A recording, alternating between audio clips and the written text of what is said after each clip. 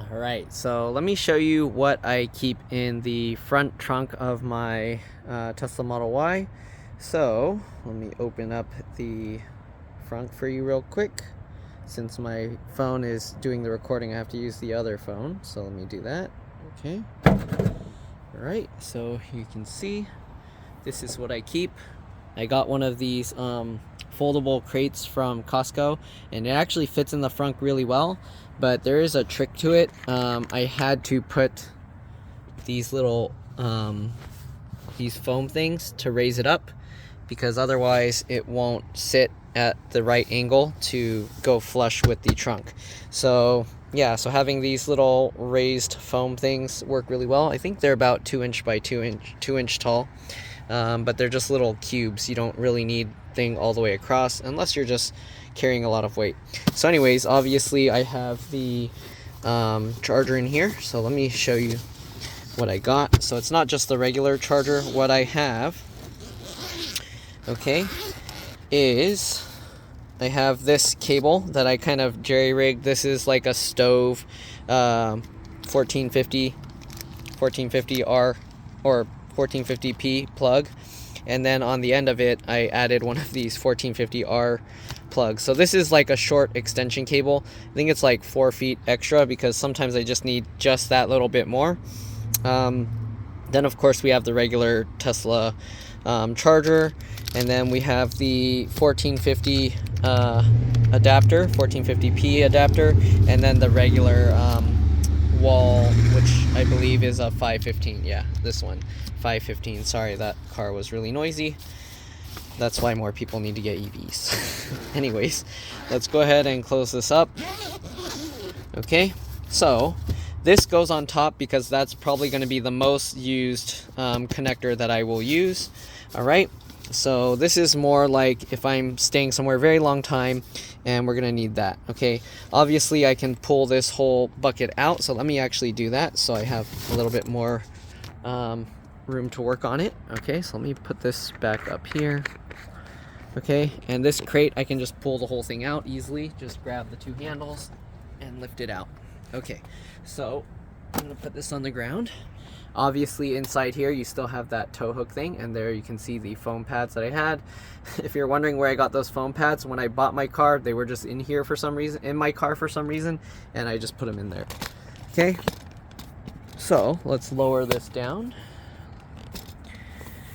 and here you go.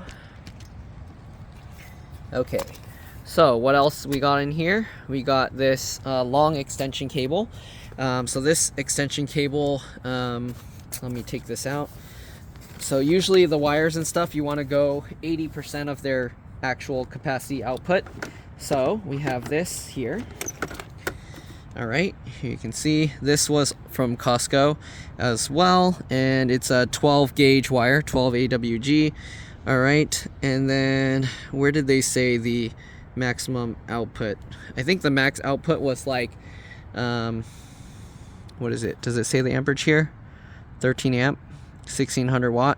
So 13 amp. So basically if I use this cable, I'd have to cut it in by 80%. So I wouldn't be able to do the full power of what I would normally do from a regular outlet, which is 12 amps. Okay, because if I do that, it's probably going to overheat and get bad because this cable's super long. But the reason I have this is because it's nice to have a really long cable just in case I have an outlet that I can't reach somewhere. Okay, and this is just for emergency. Then I have this, which has basically combines two what do you call 515 whatever, right? It combines 2 of these into a 1450 R, but because these are using the 515, you don't want to go over 12 amps charge rate, but it allows me to do 220 to 240 volt 12 amp charging rate with the 1450 R adapter. And the reason why I have this here is because you don't want to plug one end in, and then if you do that, this will be live and you can electrocute yourself. So the reason why I have this plug that I added on here, this can handle, this is like a very good, like a low gauge wire, so it's very thick and it can handle the full 12 amps no problem. It can also handle 15 amps no problem. So if I wanted, I can use this in 15 amps no problem.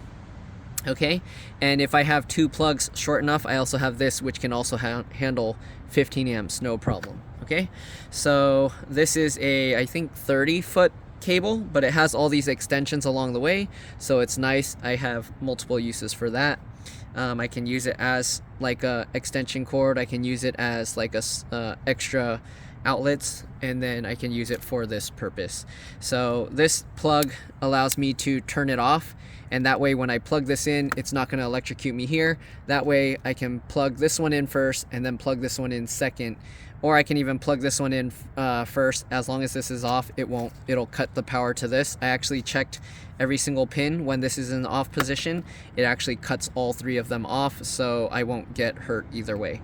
Okay, and that's why I have this cable, and this allows me, if the house has two, like if they're on separate breakers, switches, then I can actually connect two, and then I can get 240 volt 12 amps. All right, or if it's close enough together, I can even do 240 volt 15 amps if their wiring in their house supports that. Sometimes the wiring doesn't support it, so you want to make sure that you have the right wiring. All right, to be safe, 12 amps. So we got that, and then like I said, we have this. This is basically a 30-foot, I believe, extension, which is also a thicker gauge wire, and because it's also a shorter extension cable, it can handle, of course, like I said, 15 amps. Also, each of these outlets, if you take these covers off, it has another outlet underneath here. All right, and they all light up, so it can also be used for lighting along, so you can see and you won't trip over it or anything. All right, so we got that, and then the last thing I got is this tow strap. I just recently got this. This is like for really emergency, like if you're going up a mountain pass, and maybe you charged enough, but if there's traffic, sometimes it'll actually pull a lot more power than expected.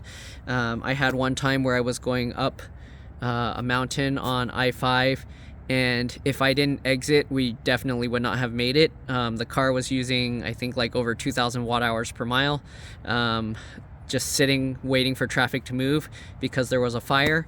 So I got this tow strap thing. All right, I'll likely never need this, but it's always better to have it just in case, and especially if emergency vehicles won't be able to come in time, or you're somewhere where there's no signal but cars drive by. Maybe you can flag someone down and ask them to help tow charge you or tow you to your destination.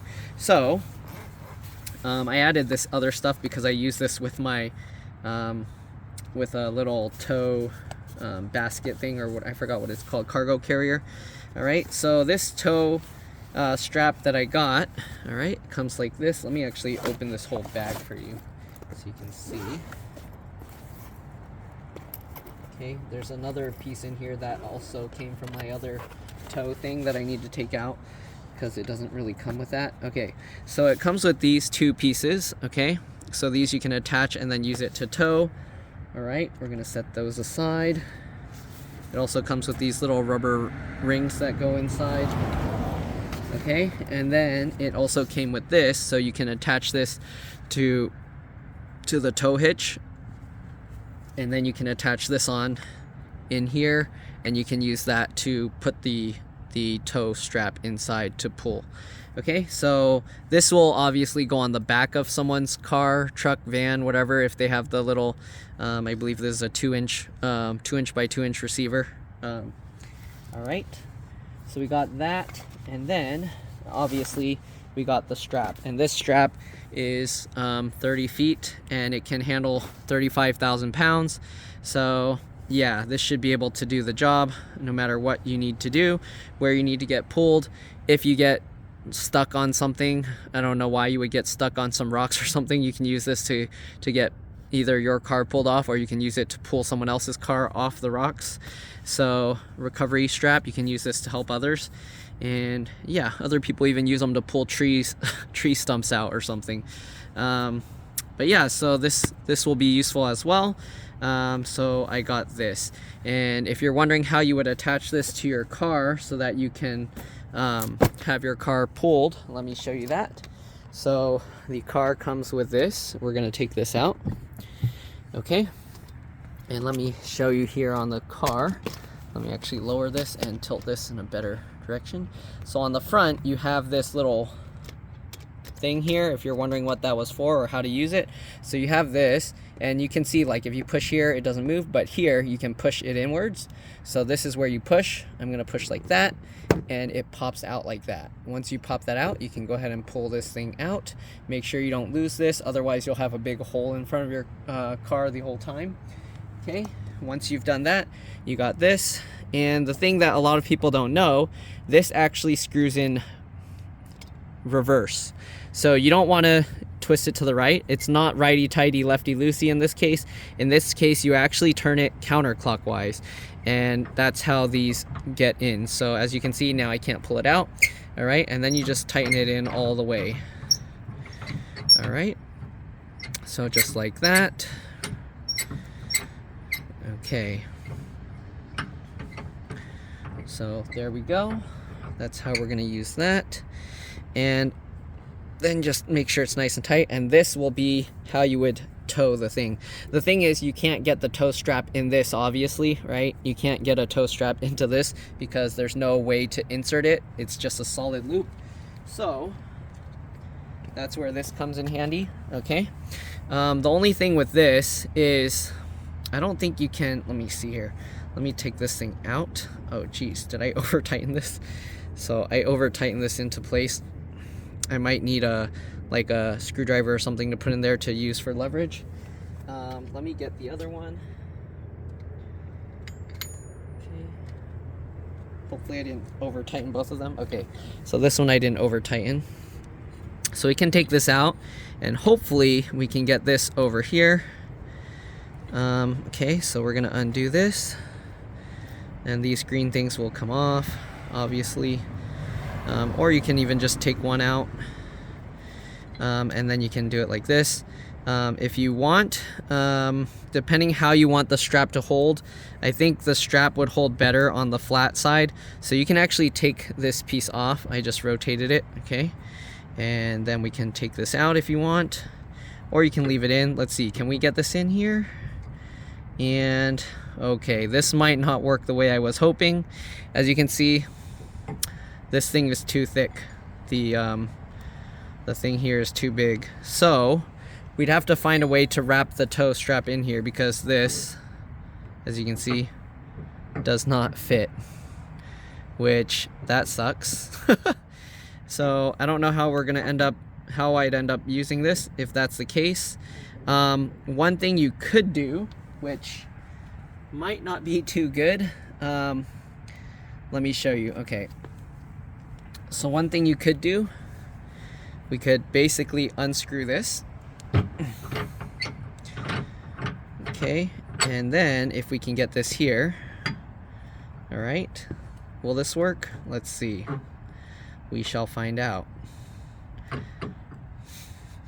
The problem is it can twist like this. So that's an issue. We can get it in that way, but we can't get it in there. So, I don't think this would be safe if you hook it on like this and then you tow the car like that. Also, this thing will hit your car's paint. But I guess in a really bad emergency, I guess you can do it that way. Yeah, but this looks like it won't be a good way to attach the tow strap here. So let me see if I can attach the tow strap a different way to this, because you can't do it the way that I was hoping. So we'd either have to find a way to get a wider thing here, or yeah, I don't know, we'd have to wrap the tow strap on there differently. So I'm gonna try and do that. We'll see Again, this is more like a very, very emergency. Of course, I can use the one to tow it backwards, but I don't think you can tow the car backwards with the, what do you call? I don't think you can tow the car backwards to get regen braking, and I don't think you want to be have your car towed backwards. So yeah, I don't think that will work, but let me see if we can get the tow strap on here. Otherwise, we'd have to find a way to use a different tow strap to hold that in, and then, yeah, I don't know, we'll see. Okay, let me grab some stuff here. I wonder what happened with this one. Why is it so tight? Oh, there we go. Okay. Anyways, let's see what the tow strap, if we can somehow attach that. So we have this Velcro, and we have the tow strap like this. The best way would be is to pull it straight, but that's not going to be possible.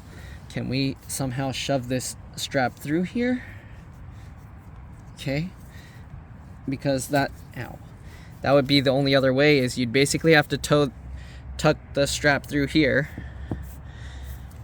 and then you'd have to unravel this entire thing. Okay, unravel the entire loop, and then you'd have to shove this one through here.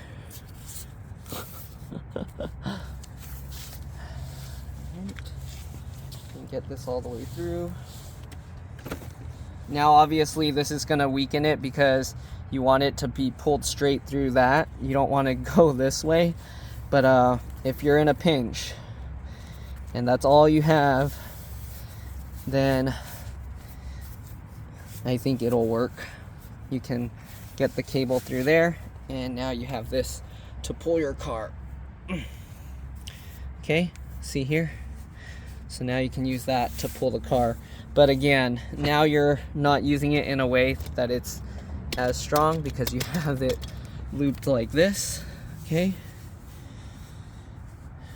But yeah, if you're in an emergency situation and if you're in a pinch, then you gotta do what you gotta do. And this definitely looks like it would work. Okay, the only thing is all the stress will now be pulled on this area of it here, not on this fortified, strengthened part. But I think in a pinch that would work. So yeah, anyways, I'm gonna take this back out because I don't want to leave it here, obviously. So yeah, let's just take this thing back out. This strap feels nice. It's like, feels actually kind of silky. Anyways, we'll get this all out. Okay, so this would be somewhat useful. And then also, if I really needed to, if somebody needed help, I could use it to help pull them out of a situation. Okay, so having that, we're going to take this back out. All right, so I don't know if they sell like a larger version of this, if you can get the same exact kind of hook but a larger one, then that would solve the problem and you can just use it the right way.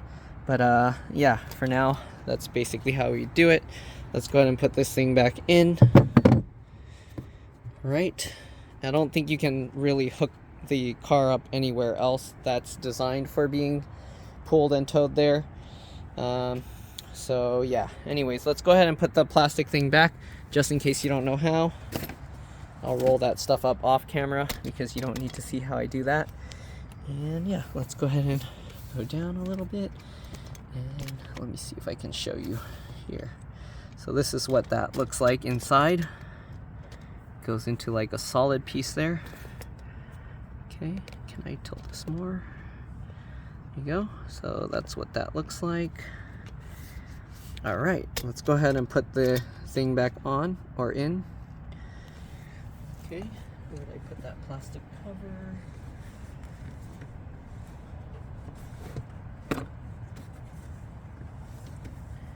Okay, give me a second. Let me find the plastic cover and I'll be back. All right, I'm back. It was too dark and camouflaged, so I couldn't see it.